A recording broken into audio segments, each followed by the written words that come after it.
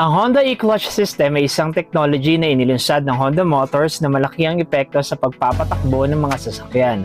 Ang goal nito ay mapabuti ang riding experience ng mga motorista at magbigay ng mas comfortable ride para sa mga nagmamaneho.